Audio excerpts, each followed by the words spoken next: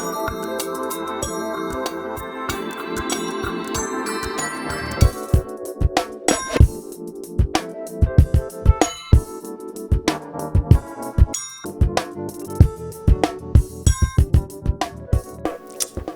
tulemast, head kuulajad! Motivatsioonimaastikud, episood 3, maitsete meistriklass alustab. Ja minuga on täna stuudios Eve Veski. Tere, Eve! Tere! Eve, sa juhid praegu Tillukohvikut, aga tegelikult sa oled juba 25 aastat väga innukalt Eesti toidukultuuri panustanud. Sa oled olnud kokk, siis sa oled olnud toitlustusjuht, tegevjuht, korraldanud väga-väga suuri üritusi, pälvinud ka mitmeid tunnustusi selle aja jooksul. Mis mulle veel silma hakkab, on see, et sa oled ennast kogu aeg täiendanud ja mitte absoluutselt üldse ainult toitlustusalal, vaid igal võimalikul alal, turunduse ja asjadeni välja. Ja mis minu jaoks ka on hästi inspireeriv, on see, et sa tegelikult hea meelega alati mentordad, kui keegi sinu poole ettevõtetest pöördub ja palub abi, et kuidas see ettevõtte juhtimine või manageerimine käib, siis sa oled ka tegelikult neid aitamas. Ühesõnaga, et sinu karjäär maitsete maailmas on väga mitmekülgne. Aga hetkel, mis sulle kõige rohkem elevust tekitab? Huvitav oli kuulata sinu kokkuvõtet, et ma ise ka vahepeal hirmuga tõden jälle, et 20 pluss aastat juba. et tegelikult ongi see, miks ma hästi palju erinevaid asju teen, et oleks kogu aeg sükest värskust, et oleks endal põnev.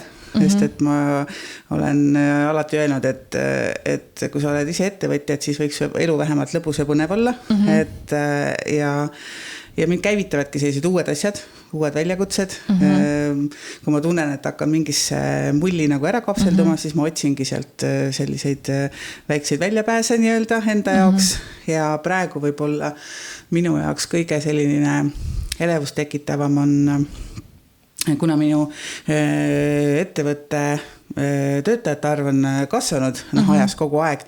Et kui sul on 2-3 töötajad, siis ei ole nii väga teema, aga kui sul on juba 10, 15, 20 töötajad, siis hakkab see protsesside juhtimine ja personali teemad ja kõik sellised juhtimise nii-öelda sügavamad kihid hakkavad nagu rohkem huvitama. Et siis ma see on see praegu, mis mind hästi nii-öelda käima tõmbab ja mida ma siis üritan kõik võimalikel viisidel tudeerida ja juurde õppida. Väga lahe. Aga ma tahaks ikkagi teada saada, et mis oli see hetk, kui toit võitis sinu südame, et mis see hetk oli? Ma arvan, et see on lapsepõlvest. ja räägi. Sest ma mäletan neid hetki, kui meil olid mingid klassiõhtud või asjad ja siis valiti ju laudkondadesse, nagu vanasti klassiõhtudel ikka oli, tehti laudkonnad ja siis igaks tõi midagi süüa, ja siis kui teistel olid laudade peal seal krõpsud ja küpsised ja mingid võileivad, siis mina mäletan, ma tassisin keldritel vanemate tagant ära mingid marineeritud angerjad ja mingid sellised teemad. Et et söögilaud pidi ikka normaalne nagu olema. Et ja minu isa ja isa on meierid olnud, et see toiduteema on kuidagi meie peresse sisse nagu jooksnud. Ja see, miks just Eesti toit ja see ümbruskonna toit mulle oluline on, et see ongi sellepärast, et kogu aeg on olnud küsimus, et kuidas jätab meie keskkonnal väiksema jalajälje Prantsusmaalt toodud sertifikaadiga mahesibul, eks ole, või minu naabrinaise kasvatatud porgandid, ei vahu mulle nagu ajusse ära, et ma katsungi nagu hästi toetada seda kogukondlikku olemist, et kui keegi kasvatab kuskil midagi, siis võib tulla alati meile pakkuma. Okei, lähme selle klassijuhtu juurde veel korraks tagasi ja marineeritud angerja sa ütlesite. Nii, aga mis hetkel sa hakkasid siis nagu lihtsalt ei toonud nagu keldrist, vaid hakkasid ise kokku miksima maitseid? Kas sa mäletad? Ikkagi ka suhteliselt varakult. Ma mäletan mingi oma esimese kringli ma küpsetasin 5. klassis järsku. Et jah, et ikka selliseid asju sai juba varakult proovitud, et mingi vahe tuli võib-olla mingisugune väikene vahe sisse, aga oma esimese töökoha ma sain ka tänu sellele, et ma läksin tegelikult kandideerima ettekandjaks, aga küsiti, et kas ma süüa teha oskan. Ma siis julge hundi rinda rasvan, et oskan küll. Ja nii ma siis restorani köögis lõpetasin, nagu, et võib-olla see natukene, mida teised on ka öelnud minu kohta, et selline julgus proovida asju või. et natuke siuke pea ees ette hüppaja, et kas uju või upu, eks ole, et see on võib-olla teinekord elus tulnud kasuks. Ja mind nüüd väga huvitab, et kuidas see maitse siis sünnib, et kas see on läbi juhuse või on see selline teadlik lähenemine ja katsetamine, kuidas see sul olnud on? See on erinevalt, et enamasti või mitte enamasti, sagedasti juhtub nii, et kui midagi läheb pekki, siis sünnib mingi uus asi. Okay. See on minu arust nagu aamen kirikus, ma arvan, et seda võivad paljud öelda, et sa proovid midagi teha väga, nii-öelda oled milleski väga kinni ja tahad saavutada mingit kindlat teemat ja siis läheb midagi valesti ja siis sa avastad, et see nagu on ka väga hea ja lähed sealt hoopis edasi. Aga teinekord on ka täiesti teadlik otsimine, et siin näiteks praegu on teema jõulud, eks ole, ja mis kõige lähem teema on tegelikult on reedel on rahvusvaheline kaneelisaiapäev, eks ju. Ja siis otsid maitsed, et kuna meie teeme hästi suuri kaneelirulle, et siis mida siis selle kaneelisaia päeva puhul klientidele pakkuda, et ei ole mõtet teha ainult ühte sorti kaneelirullidega saab kõik võimalik nii-öelda hullu panna, et ja siis kogu aeg see mõte töötab, et mida ma saaksin veel selle kaneelirulliga teha, et oleks teistsugune põnev, inimesi kõnetaks, et oleks huvitav meie juurde tulla. Jõulud siis teine teema, eks ole, et kuna meil on hästi huvitavad käsitööküpsised, siis mõtled, et okei, et mida seal, et piparkook on küll, mida kõik teavad, aga mida sealt nagu edasi veel saab teha sellest nii-öelda nende piparkoogi vürtsidega, milliseid küpsiseid veel võiks teha, et mis oleks nagu jälle midagi põnevat, midagi teistmoodi. Et täiesti erinevalt, jah. Ja on võimalik minna sealt just, kui mõtleme need jõuluküpsised, et kogu aeg arendada veel edasi jõulus. Jah, see on nagu lõputult võib-olla ei ole mõtet, aga et mingeid asju, kui ma teen mingi jõuludeks mingi 1-2 toodet, mis on nagu meie tavapärasest sortimendist teistmoodi, siis see juba on väga hästi nagu, et ma ei pea iga jõulul lagedala 10 erineva asjaga. Panen mõned asjad, mida kindlasti hea meelega kohe ära ostatakse, eks ju, lettidelt.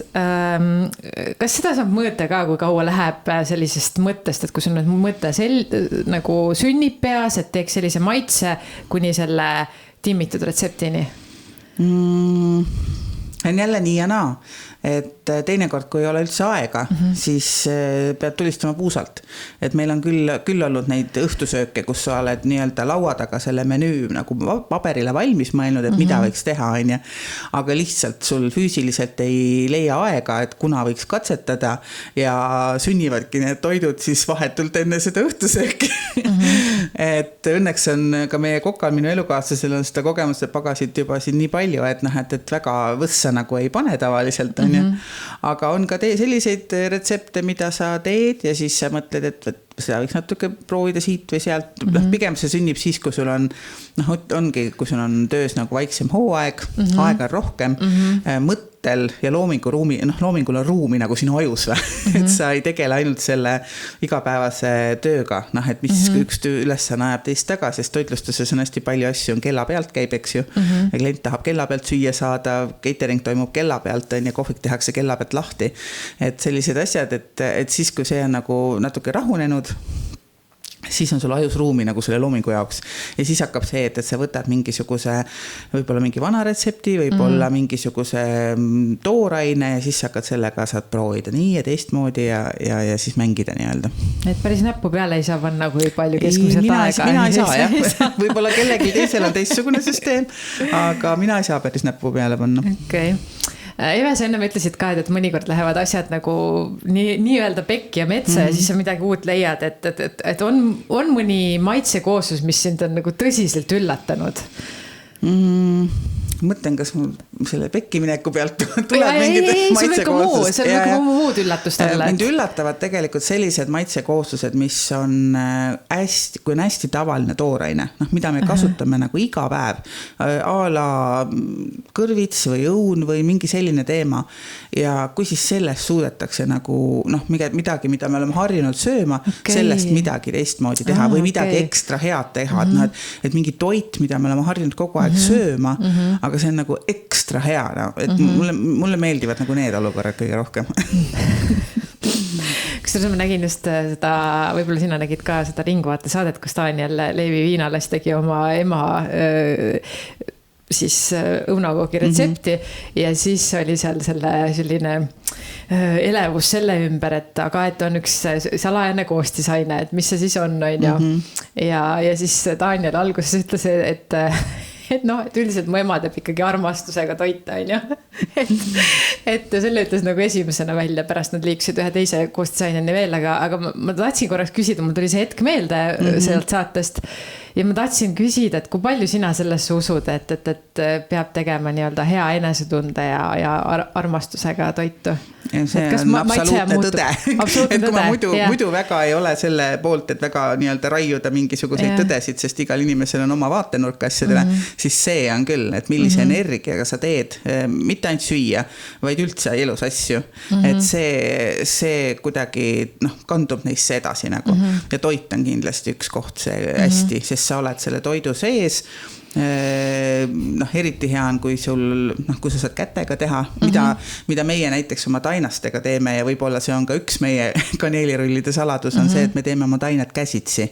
Me sõna otses mõttes kõik tainad sõtkume käsitsi valmis ja ma olen oma pagaritele õpetanud samamoodi, et päris nii-öelda armastuse mantrat ei pea laulma, aga et see emotsioon võiks olla tore ja kui ma ise teen tainast, siis tegelikult ma ikkagi mõtlen sinna toredaid mõtteid sisse. Tegelikult nii seal kogu aeg seal köögis peab taustal olema see, et on nagu atmosfäär on hea ja see peab lihtsalt olema või kui on ka kellelgi mingi teema üleval, siis see peab kohe aitatakse tal see kuidagi ühiselt maha võtta. Me üritame seda hästi palju teha, et see, milline on sinu ettevõtte sisekliima on minu arust väga oluline, sest me veedame tööl väga suure osa oma ajast, toitlustuses veel eriti, et need päevad on vahest seal 10-12 tundi, eks ole, kui on mingisugused cateringi teemad, siis minu enda rekord on vist 24 tundi järjest nagu mingid asja teha ja sa ei saa seal hakkama, kui see kuidagi kuskilt mingi kida või pind nagu nii-öelda torgib, et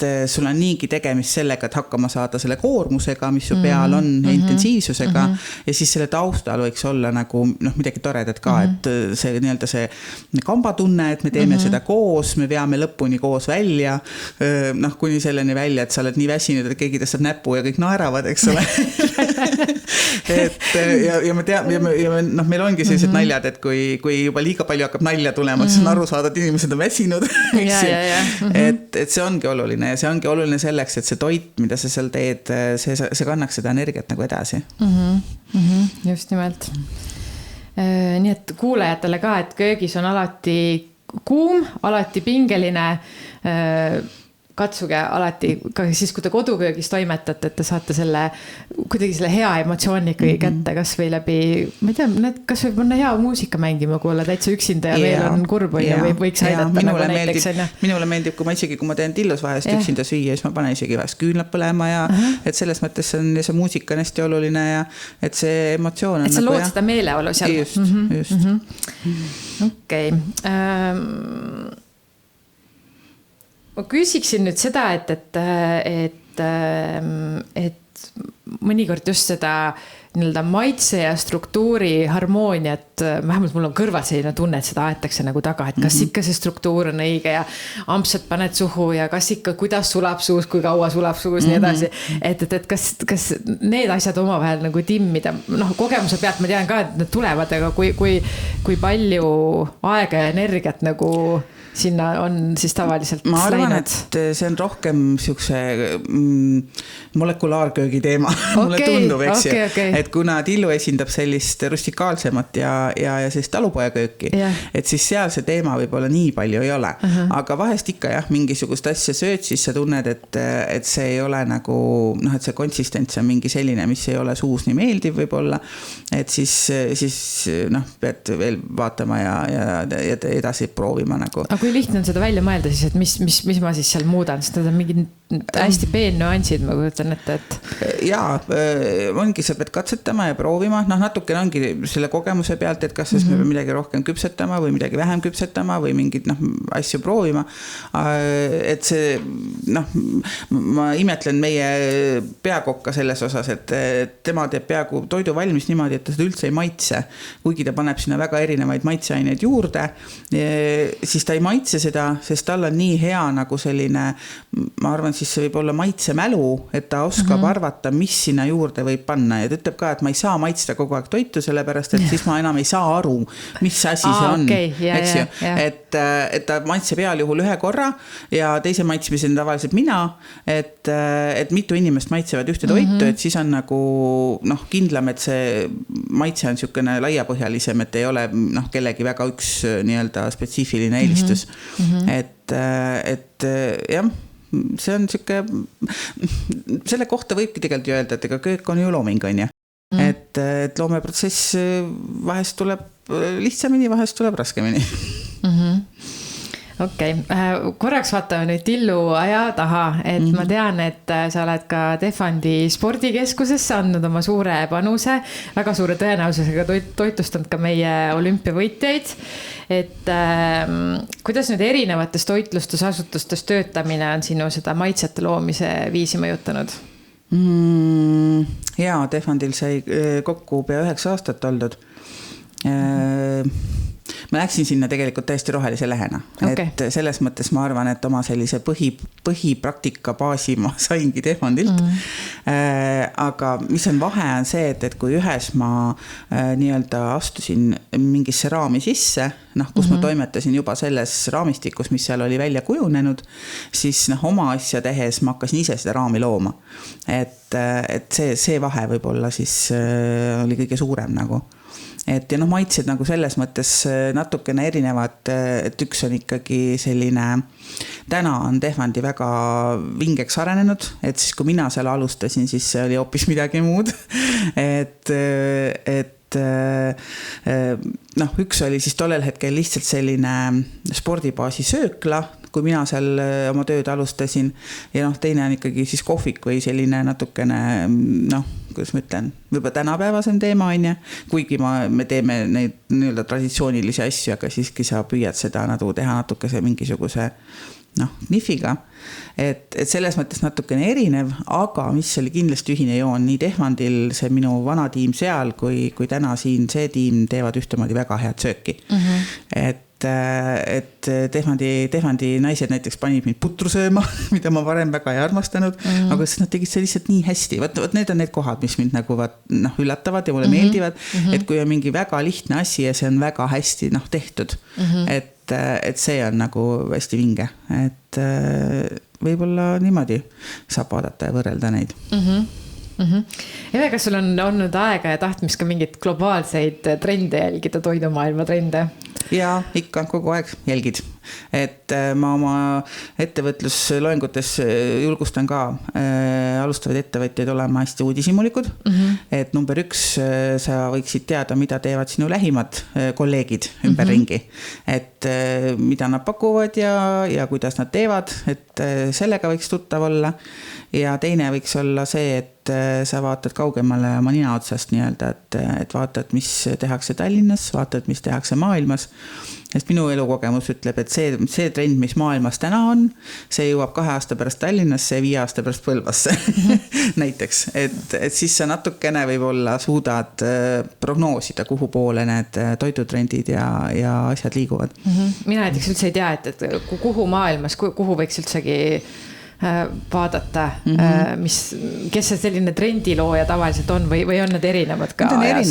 Erinevad on ajas ja erinevad on tegelikult eks see igal inimese jaoks on nagu erinev, et kui sa teed mingit teatud kindlat niši asja, nagu Tillu näiteks teeb, on ja, siis mul kujunevad välja omad sümpaatiad. Kui keegi teeb mingisugust nii-öelda kõrgkastronoomiat, siis temal on mingid omad teised teejuhised, eks ole. Et üks maailma tuntumaid restoran on oma, ja mulle ei ole sealt, jah, on tore vaadata, mida nad teevad, aga nemad teevad nii kõrgkastronoomiat, et meil on natuke raske sealt midagi üks ühele nagu lävõtta. Et me vaatame selliseid, kuidas ma ütlen, rohkem siuksi talupoja stiilis asju, on ju, et ja noh, vaatad, kuhu poole see suundub, on ju, et me alati, kui sa midagi uut oma ettevõttesse integreerid, siis peab laskma selle läbi oma filtri, et sa ei läheks väga, noh, ei kaoks su fookus nagu ära, et mis on sinu see põhitelg, see nišš, mida sa pakud, on ju, ja kui sa sealt hakkad väga kõrvalt haarama igasuguseid asju ja lähed kõikide uute trendidega väga kaasa, siis lõpuks sul kaob nagu nägu ära. Et see on hästi oluline nagu meeles pidada. Et Tillul on see näo säilitamine tegelikult minu meelest väga hästi välja tulnud just, et no jah, isegi see, ma ei tea, see lõhnabukett, kui astud uksest sisse, siis nagu just kui tundub nagu see oleks noh, ongi see Tillu signatuur, on ju, et kuidagi see on kindlasti mingisugune oma nägu, eks. Jaa, seda on täiesti, kus juures öeldudki niimoodi, et kui me kuskil väliüritustel küpsetame oma pop-up pagarikojaga, et siis on öeldud, et kliendid on meid üles leidnud ja on õiganud, et niimoodi saab lõhnata ainult Tillu. et jah, meil on jah siuke, kus juures mitte üldse teadlikult, see on kuidagi kujunenud niimoodi, see mingisugune meie endal nagu siuke aroom on ju. Et nende saiakeste ja pirukatega, aga jah, et see oma näo hoidmine on nagu, siis inimene saab aru sellest sõnumist, mida sa nagu edastad, et see on ühtemoodi, et kui sa hakkad lähed väga hektiliseks, et tahad siit ja tahad sealt kõiki paremaid asju nagu noh, kui rahmata, et siis ja sa ei lase neid läbi oma filtri, et siis võib minna nagu jah, lappama niimoodi. Et noh, näiteks viimane siukene uus hitt, mis meil oli kevadel, kui olid vastlad, siis ma nii-öelda siis laiemalt maailmas ringi vaadates jäid mulle silma sellised kuklid, mis ei olnud siis nagu meil traditsioon on, et pealt ära lõigatud gaas ja siis sinna see tuts lastud, vaid mis oli pooleks lõigatud ja see vahukoor oli sinna vahele pandud. Ja siis mingi šokolaadi või pudiga siis pealt. Ja noh, natuke hamburgeri moodi nägin välja. Ja siis me köögis siis katsetasime neid, tegime siis oma kreemid sinna erinevad vahele, oma nii-öelda enda need katted ja šokolaadid ja paiskasime siis nii-öelda need uued vastlakuklid nagu müüki. Ja see oli uskumatu, kui palju neid nagu taheti, et noh, et just see, et ta on natuke teistsugune kui see tavaline vastlakukkel, kuigi neid tehakse igasuguste täidiste ja möllude ja värkidega, aga ta nägi visuaalselt teistmoodi hoopis välja. Aga samas noh, ma ei võtnud seda ma nägin seda ideed ja saime sealt inspiratsiooni ja me siis katsetasime oma kreemide ja asjadega ja lõime siis omad variandid sellest nagu. Üks asi veel, visuaalne vau. Võt see on selle lõhna kõrval tegelikult see teine nagu aspekt, mis alati tegelikult Tilluga kaasas käib, et kas me võtame selle kaneelirulli või me võtame selle sama kukli edasiarenduse, millest just rääkisid, et just, et see visuaalne vau peab olema olemas. Ja. Aga Tillu kohviku kalendris on, no mulle tundub, et üritusi on rohkem kui meil reaalselt kuid on, et on näiteks nostalgia nädal, tordiralli, sohvapari avamine on toimunud, on ka seenepäev, sibula nädal, kõrvitse nädal, õuna nädal, kaneelirullide päev, mis on siis sellel nädalal ja sõõriku nädal. Ühesõnaga väga palju teete oma klientide jaoks, et just, et midagi oleks põnevat, midagi oleks oodata, et mis nende päevade ja nädalate jooksul on ka kliendi tagasisided nagu olnud, et mis on sinu jaoks kõige erilisemad, et mis neid eriliselt on puudutanud? Noh, neid nädalaid ja päevi me teemegi selle jaoks, et oleks kliendil oleks põnev ja tegelikult me teeme seda natuke enda jaoks ka. Et endal oleks ka põnev, sest kui sa teed kogu aeg mingit ühest taolist asja, et siis see läheb ikkagi nagu rutiiniks ära. Et siis oleks nagu lõbusam, kuni selleni välja, et meil nostalgia nädalal klienditeenindajad riietuvadki vanem müüjateks ja karjanaisteks ja et oleks teistmoodi niimoodi ja seda nii äge vaadata, kuidas, kui rääkida kliendi tagasisidest, siis ainuüksi see, et meie klienditeenindajal on nii-öelda see mingi lüpsinaise kittel ja parukas ja rätt on peas, eks ole, klient tuleb uksest sisse, ta juba nägu naerul, et me natuke oleme sellised meelelahutajad ka teinekord, et meie eesmärk ongi tegelikult luua seda väikest rõõmu nagu sellesse argipäeva, et see inimene, kes meile tuleb, ta läheb meilt ära milligrammi võrragi õnnelikum õnnelikumana, kui ta meile saabus.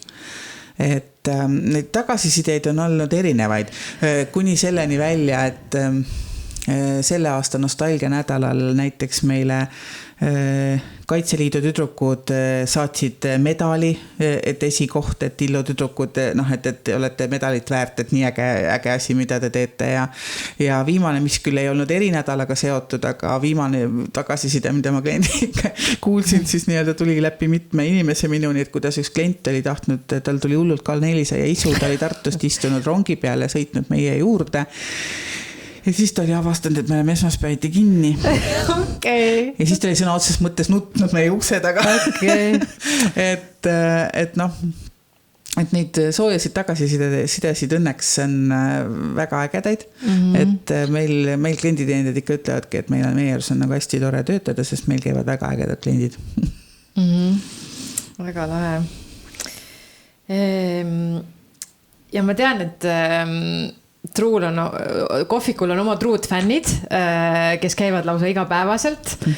Just sa mainisid ka, et keegi tuli Tartust rongiga, neid on ka tegelikult mitmeid, kes tulevad, ma olen ise kuulnud Otepäält, just hiljuti üks naisterahvas ütles, et tema otsib põhjust, miks sõita Põlvasse, et käia läbi ka Tillust.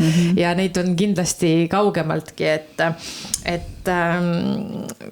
kindlasti nad jagavad oma neid lugusid, et mille järgi nad siis tulevad, et ja üks markantsemaid näiteid näiteks on, või üks ägedamaid näiteid on see, et kuidas üks härra Norrast, ta sai oma sõbra käest, kes elab Tallinnas, sai maitsta siis meie kiluküpsiseid mingisuguse ime läbi, siis nagu jõudsid need Tallinnasse ja siis ta sai neid maitsta ja siis ta tellis neid omale Norrasse, neid küpsiseid ja siis järgmine suvi ta oli kõpsti kohal.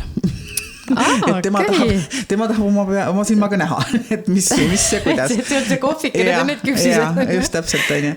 Ja siis tema jutt veel oli selline, et tema käest oli saanud neid küpsiseid veel omakorda siis maitsta Ungari Masterchefi nii-öelda saatevõitja, et kellele siis ka need olid väga maitsnud, et siuke tore nii-öelda keerdkäik siis meie nende küpsistega nagu. Et see on üks konkreetne, kus ma ise selle härraga veel suhtlesime ja ta ostis seal meie juures kaasa ja tõi veel mingeid kingitusi meile, et ta oli ühesõnaga väga vaimustuses nagu sellest teemast. Vau, et kilu küpsiste pärast vabalt välisreis ette võtta ja väga lahe nagu. Okei, mis on sinu unistuste maitse, mida sa Tillu kohviku klientide jaoks lähiajal plaanid luua, kui sa saad seda avaldada? Ongi praegu on nagu meeled seotud selle jõuluga, et mida jõuluks pakkuda nagu teistmoodi ja erilist. Ja natukene on meeled seotud ka selle nii-öelda meie oma toodangu, kuna me teeme, eks üle saiakesi, me teeme torte, kooke, kringleid, käsitöö küpsiseid, aga me teeme ka näiteks hapusaiasid, me teeme pestosid, mingeid erinevaid määrdeid, et siis nagu seda oma toodangu poolt natukene tulevikus kasvatada ja mitmekesistada, et just neid määrdeid ja mingeid selliseid soolakamaid asju, mida saaks kaasa osta, et mis oleks päris meie enda tehtud koha peal, et need on nagu natuke need teemad, mis nii-öelda kuklas tiksuvad ja ootavad valmimist. Kindlasti mingid jõulupakid on ka ja see on meil iga aasta nagu teema, et sinna ka siis valime parimad maitsed ja teeme ise kindlasti juurde asju, mida me võib-olla igapäevaselt leti ei jõua teha. Ja sest mul on üldse tunne, et see maailm liigub sinna suunas, et mitte asju, vaid just selliseid elamusi ja kogemusi ja maitseid ja emotsioone täpselt pakkuda, et nii see on. Nii, ennem natuke rääkisid sellest, kuidas Tillu siis hoiab seda enda joont ja nägu ja ei küündi sinna tippgastronoomia võib-olla restoranidesse ja ei peagi, aga siiski, kas on mõni uus nagu trend või tehnoloogia, mida sa sooviksid Tillu köögis rakendada? no me siin natukene oleme katsetanud selle suviga, see on siis nii-öelda vaakumis aeglane aurutamine, on ju, et meie kokk ei taha sellega väga vedu võtta, mulle tundub sullult põnev, kuigi ta on juba Eesti toidumaastikul juba aastaid ringelnud, aga meie jaoks on see nagu uus tehnoloogia, et siis üritame integreerida, et kuidas seda saaks siis integreerida meie võtmesse. Kuidas see käib, seleta lahti, ega mina ei tea. See on siis lihtsalt selline põhimõtteliselt maakeeli on see, et sa paned keeduspiraali vette ja sul on siis vaakumpakendis on siis liha või kala või juurikad, mis iganes, ja siis see temperatuur ei tõuse seal vees väga kõrgele, siukene 50-60 kraadi juures ja siis nii-öelda hästi pikalt vaakumis siis madalal temperatuuril aurutamine. Et see suviaparaat on selles mõttes omaette aparaat, et ta päris keeduspiraal ei ole, aga piltlikult. Et see teeb lihale natuke teistsuguse struktuuri ja siis pärast see siis grillitakse või praetakse üle. Et mulle tundub see nagu põnev, et seda võiks katsetada ja proovida. Meie peakokk on natukene siukses klassikalisema stiili pooldaja, et siis vaatame, kuidas meil kujuneb see. Okei, põnev.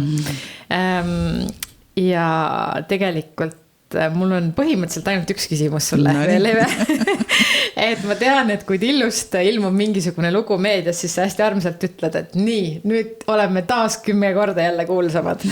Et kuivõrd veelgi enam armastatud ja teatud on Tillu 5 aasta pärast?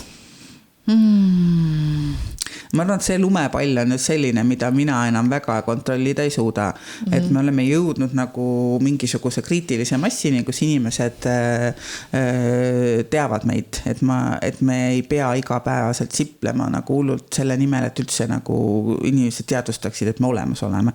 Et see pall on kuskile veerema läinud ja teatakse meid Tallinnas ja kaugemalgi. Et 5 aasta pärast 10 korda kuulsame. Et ma tahaks, et tegelikult Tillo oleks lihtsalt 5 aasta pärast endiselt toimetaks, meil endiselt oleks rõõm seda asja teha, sest nagu iga inimene teab oma elust ja ettevõtjal veel eriti, et see enese motiveerimine ja leidmaks neid uusi mingeid sihte ja kuhu pooli teha ja nagu pürgida ja et see igapäeva rutiin nagu nii-öelda sind ära ei materdaks, et selleks sa pead nagu inimesena iseendaga päris palju tööd tegema, sest sinu taga on ju terve tiim, kes kõik vaatab sulle nii-öelda sinu poole, et kuhu nüüd, eks ju, et kui sa oled suutnud sellise, on kokku saanud selline äge kamp, kes tahab minna ja tahab teha ja tahab olla, aga neil on mingit suunda vaja, et natukene aega nad saavad hakkama, sest nad teavad, et me suundume sinna poole, aga mingi hetk siis jälle on vaja natuke jälle, et nad tahavad kontrollida, et kas me et oleme õigel teel, et kas me jätkuvalt liigume sinna poole, kus me kokku leppisime. Et ja siis sa juhina pead olema ju nii-öelda see motiveerija ja siis pigem võib-olla inspireerija rohkem, et ja siis välja mõtlema, et kuhu poole me siis ikkagi tahame minna ja olla, et see 5 aastat on nagu ma enesegi üllatuseks olen tõdenud, siis 14 aastat olen siis ettevõtja olnud. Et see on nagu viuh läinud, et see järgmine 5 aastat arvatavasti läheb ka väga kiiresti, et ma väga sellise põhja panevaid ja nii-öelda kivisse raiutud plaane ei tee, sest elu näitab, et tal on omad plaanid. Et ma ei taha olla küll selline tuulelipp, et kui ükskõik mis tuul puhub, et siis ma sinna suunda keeran, aga ma olen hästi palju üritanud ikkagi siukse eluvooluga nagu kaasa minna. Et kuigi ma rõõmuga tõden ka seda, et ma olen natuke vastuvooluujuja, et teen mingeid asju, mida võib olla siukene mis ei ole nagu laia tarbekaup, et teen asju, mis mulle meeldivad ja mis mina näen, et pakuvad väärtust siia ühiskonda. Aga samas ma olen õppinud, et natuke selline eluvooluga kaasa minemine teeb sinu toimetamisi lihtsamaks, et väga palju ei ole vaja nagu just see, et kui sa paned endale väga kindlad mingid raamid või plaanid või asjad, siis nagu öeldakse, et inimene teeb plaane, jumal naerab, et ja kui siis ei toimu midagi täpselt nii, nagu sa tahad ja sa oled selles väga kinni, siis see frustratsioon, mis sa läbi elad, see käib ju kõik sinu enda sees, on ju.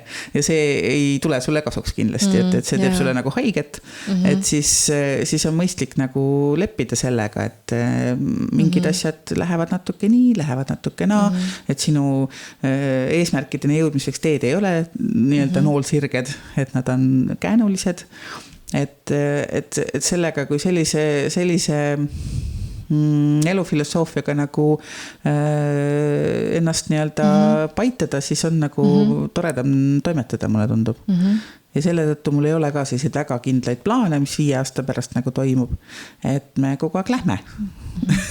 Et oluline on järjepidevus, et sa teed ju järjest seda asja, et sul võivad suured mõtted olla, aga kui sa järjepidev ei ole, siis lõpptulemust nagu ei tule, et siis järjepidevalt kogu aeg väikeste sammude kaupa ja küll me siis kui jõuame, reisime ja nagu öeldaksegi, et oluline ei ole ju siht, vaid oluline on teekond. Ja täpselt niimoodi. Nii et mina leidsin ka ühe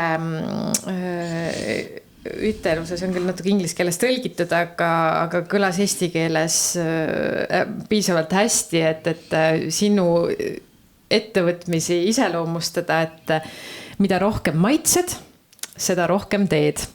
Et kuidagi minu meelest see on nagu see, arvestades just seda, et sa nagu ei tegele ainult tegelikult nagu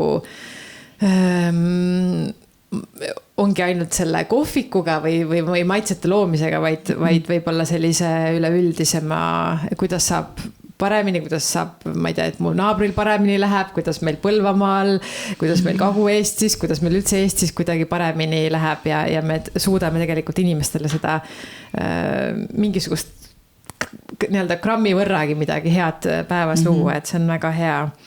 Mulle meeldib see, et jätka samas vaimus ja kuulaja jaoks ka võib-olla, mis siit minule endale vähemalt Eve jutust meelde jäi, et ole järjepidev ja hoia oma nägu kõige selle järjepidevuse keskel, eks ju. Samamoodi muuda elu ise põnevaks, loo seda oma igapäevast meeleolu ja siis kui ikkagi see pinge üles tuleb, siis hea huumor. Kas tõsta see üks sõrm üles ja naera selle üle. Mind on selle juures alati aidanud see tore ütlemine, et kui sa oled nagu silmini või siiamaani sita sees, et siis ei ole tark mõte pead norgu lasta. Et ja teine ütlus, mida ma ikka teinekord endale meelde tuletan, et kõik läheb mööda. On see hea ja on see halb, kõik siin elus läheb mööda, mis tähendab seda, et kui sul on rasked hetked, siis saad aru, et see ei ole jääv, et see elus kõik muutub kogu aeg, elu ongi muutuv protsess, ei ole staatilist asja olemas. Ja teine teema, et kui sul on väga hästi elus, siis sa pead endale aru andma, et see ei ole püsiv, et see läheb mööda ja seda rohkem sa võiksid seda hinnata. No et nii on. Nii et head kuulajad, aitäh kuulamast ja järgmiste saadeteni ja kindlasti seadke sammud Tillu kohvikusse, see tasub ennast ära. Ja, kõik teed toovad Tillusse. Aitäh!